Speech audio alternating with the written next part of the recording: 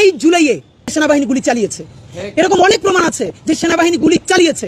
এমনকি হেলিকপ্টার থেকে কোথায় কোথায় গুলি হবে, হেলিকপ্টারে যে গুলি উঠেছে, এই যে স্নাইপার উঠেছে, এই অনুমতি কাদের ছিল? এগুলো নিয়ে আমরা বেশি কথা বলি না কেন?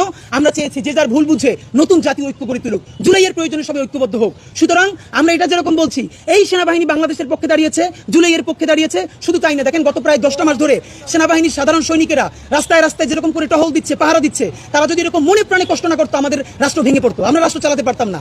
এই সম্মান রাখে আপনাদেরকে বলতে চাই, মাননীয় সেনাপ্রধান, আপনি যে বক্তব্যটা দিয়েছেন, সেনাপ্রধানের দায়িত্বে থাকা অবস্থা আপনি এই রাজনৈতিক বক্তব্য আপনি দিতে পারেন না।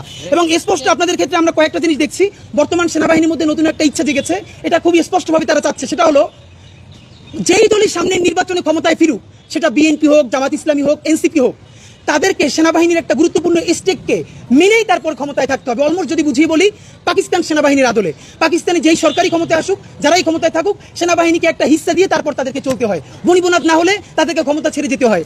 সম্ভবত আমাদের সেনাবাহিনী ইনস্টিটিউশনালি একটা সিদ্ধান্ত নিতে চাচ্ছে অথবা নিয়েছে, বিএনপি আসুক, জামাত আসুক, এনসিপি আসুক, তাদেরকে সেনাবাহিনীর সাথে বলে কয়ে তারপরে আসতে হবে। আপাতত এটা একটু ভালো মনে হলেও, আমাদের দেশের কিছু মানুষের কাছে একটু আনন্দদায়ক মনে হলেও, বাংলাদেশের গণতন্ত্রের উন্নয়নের পথে, গণতান্ত্রিক যাত্রার পথে এটা একটি অত্যন্ত বড় হুমকি। এটা বাংলাদেশের জনগণ কোনোভাবে মেনে নিতে পারে না এবং এটা নিতে দেওয়া হবে না।